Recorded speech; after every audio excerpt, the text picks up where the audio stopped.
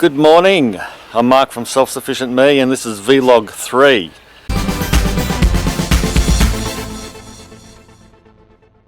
I'm uploading Vlog 2 at the moment, so you guys will see that before you see this.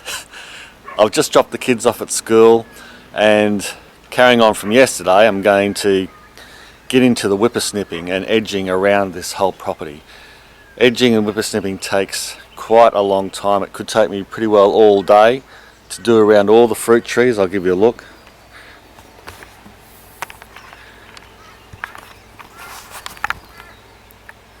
I've got to do around all the fruit trees, which is the orchard here. Got to do around all the veggie patch. Got to knock any weeds down the back. Got to do around the shed. And I've got all these gardens that surround our house with these rocks. I've got to edge around them, going out to the front yard, right around the front and the front fence. Let's take you through here, walking down my back deck. Saw yesterday where I started the trial of the new whippersnipper or brush cutter there, just where we've got a couple of apple trees and an avocado.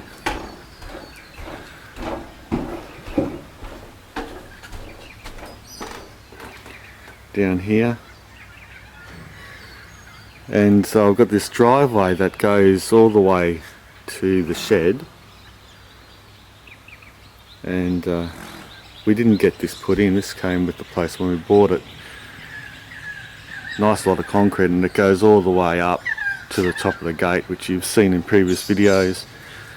But I've got to edge all that as well with an edger. So there's quite a lot of edging and chopping and weed whacking work to be done.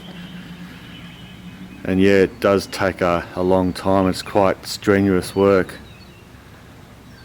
Anyway, that's what I'm going to get into. I better go and let the chickens and ducks out for their free ranging, because they sound like it's time to go and get out there. The ducks will probably want to go to the dam and the chickens will want to get out and have a look what's around.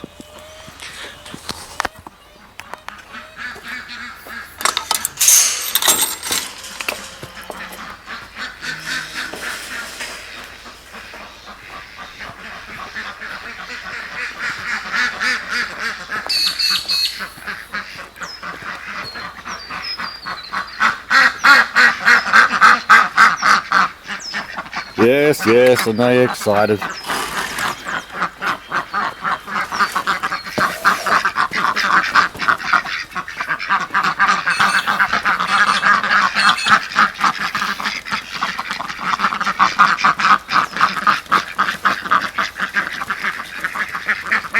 Off you go. Down to the dam. Who's got to be first?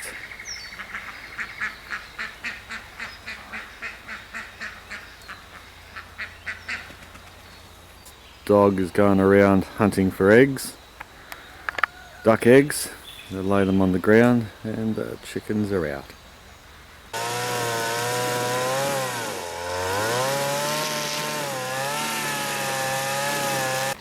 See this head?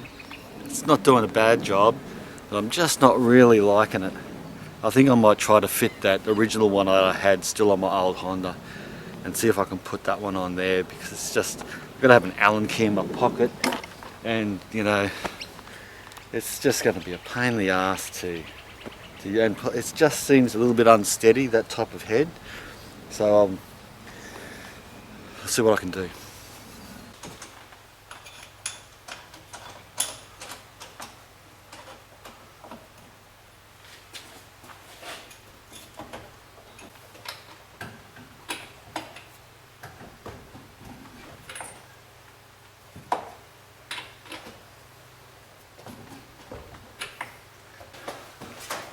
Let's hope that that new head there works. If it does, laughing.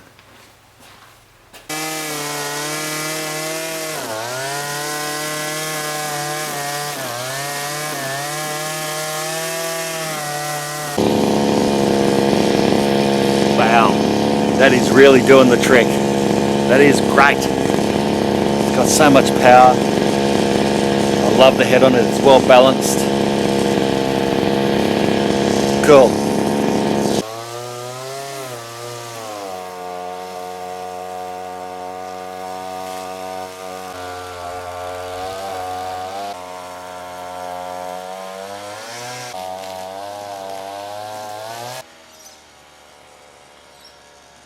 I might as well do some gardening while I'm at it. I've got some old chilies that have died over winter. They're the old Thai chili bush. They grow quite big, really good. Going to pull them out as I go along and whip a snip.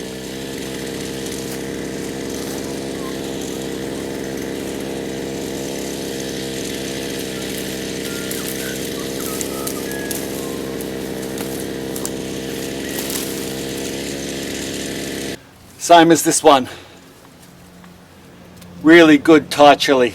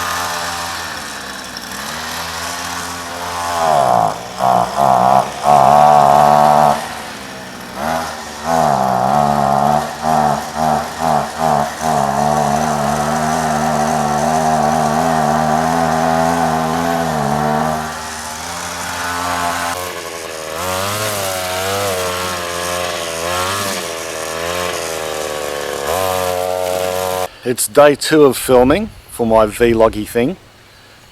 Yesterday I was pretty busy, I couldn't get much of the whippersnipping done that I wanted to do, and today, being a Saturday, we had to go into the city and take my son out football on the football coach, like I've said, and they had a game about an hour away, so we had to do that. It was an early start, and I haven't let the ducks or chickens or anything out yet.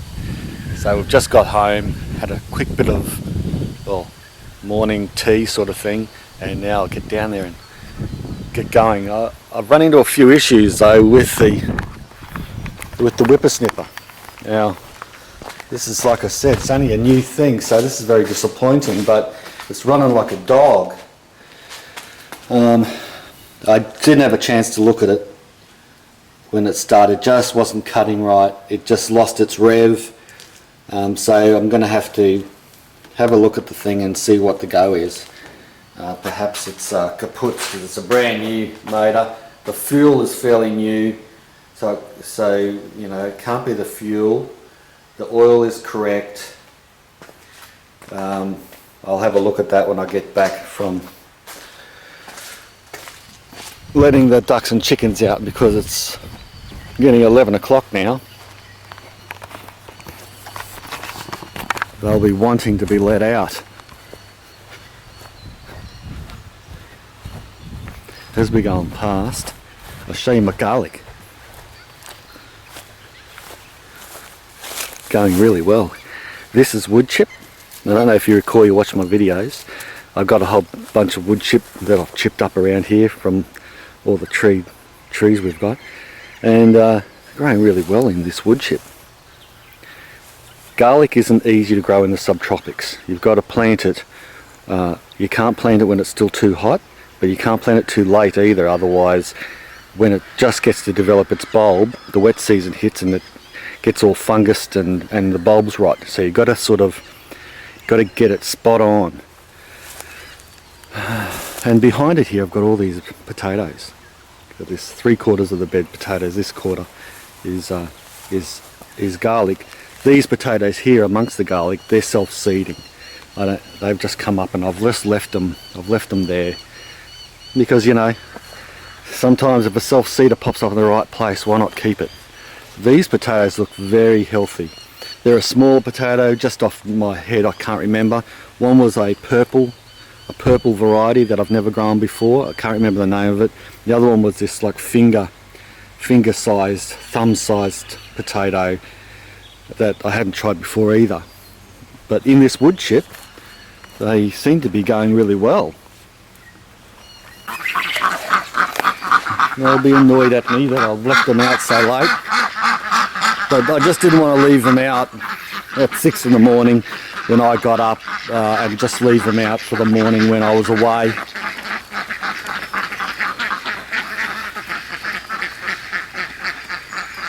Not that I have to supervise down here, but it's, of course, through the daytime, it's nice to, well, early morning anyway. It's, if I'm going away somewhere, I don't generally let them out until I come home. But now that I've left them out, and it's, you know, mid-morning, if I have to go somewhere, I don't come and try to lock them up. I know they're quite safe here with this dog-proof fence that I've got around here. Around this whole paddock, probably a good half acre at least, or more. It's all dog proof. You can see my dog going past there. He's going around the outer boundary. It's all dog proof. Dogs can't get over it. Foxes can, but foxes don't attack through the day unless they're really desperate. And I've never had any fox attacks through the day. And a fox would have to still climb this fence, and it's not going to be easy for them either. So I've never seen a fox attack, but I know the foxes come in at night time, and that's why I have to lock them up in here, because that is fox proof. Big high fence, and it's got dig proof skirt around it. It works a treat. This is our Tahitian lime tree. It's always got limes on it all year.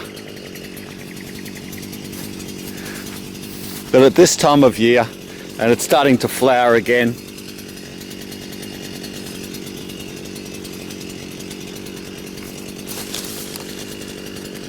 there's always a lime on the tree, or a 20.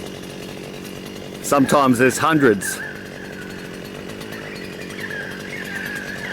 But at this time of year, a lot of them have dropped onto the ground.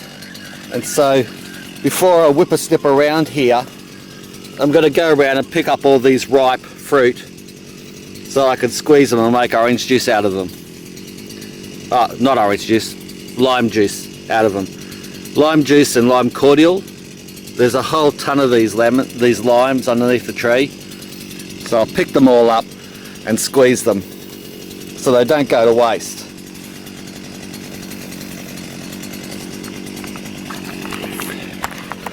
The boys really love lime cordial and straight from the tree here. I just add some caster sugar to it, maybe 1 cup to a litre of juice. I'll show you that later anyway, or in another video whenever I can, but it's pretty easy to do, and I do it cold as well. I don't heat it up. So that's what I'll do. I'll pick that up and then I'll continue on with the whipper snipping. I'll give you a bit of a look on what I do. I go around each tree first, and probably a longer shot might be better. I cut around the tree, and then I'll go through and do the mowing. And that way I don't have to mow too close around each tree all the time. And I can get rid of some of the big grass that's around the trunks of some of these trees. Anyway, I better get back into it. I've got lots of work to do.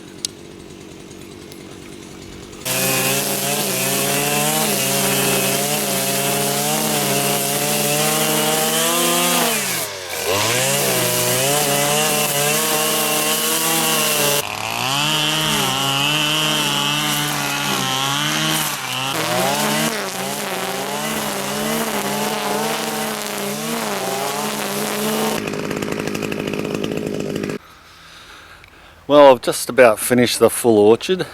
Whipper snipping. I'm a complete mess. I don't know if you can see it in the camera, but I've just got crap all over me.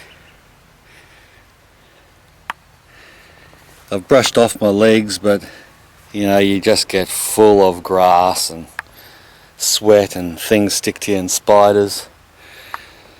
But yeah, that's acreage for you when you've got a whippersnip around a lot of trees and a lot of area and got a lot of pathways to do yet. I've got probably the rest of the day, probably another 6 hours of real good edging. I really want to get it perfect, the edging, and really want to do a good job. And then that should do it for a couple of weeks at least, maybe even a month.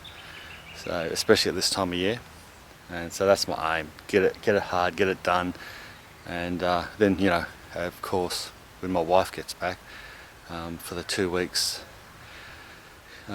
she'll be here. I'll be able to spend the time with her rather than doing all these other menial tasks. You know. Well, I'll take you down. I'm gonna grab some mandarins and some oranges and maybe a grapefruit for myself for lunch. Grab there the oranges and mandarins. The boys go through them like crazy, especially the youngest, just loves them, which is good because we've got plenty of them. I still haven't picked up those limes. They're still underneath the tree there. So that's the last tree I have to whippersnip, is that one. And I'll pick up all those limes first.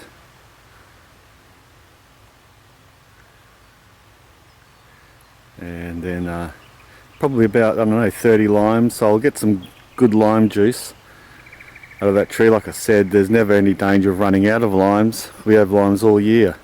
I've got a mate who lives about 40 k's from me in Ashgrove in the city of Brisbane. And one day I was over his place and we were having a Corona, a beer, and you know, you put a bit of lime on the top of it. Anyway, I was cutting on one of the limes. He said, "Oh yeah, I've got some limes on the sink in the fruit bowl there." And it's this tiny lime. And this is a good 5 or 6 years ago, maybe more. And I had a look at it, and there was this stamp on it, a tag, you know, a sticker, a price sticker, and it said $2.30. And I said, "Hey, Justin." I said, "Yeah, mate?" I said, "How much did that lime cost you?" "That didn't cost you $2. There's a $2.30 price tag on it." He goes, yeah, that's how much it costs from the local grocer." I said, "You're shitting me, mate. I'm juicing mine and giving them away." So from then on, any time we visited them, I take them a big bag of limes. Anyway.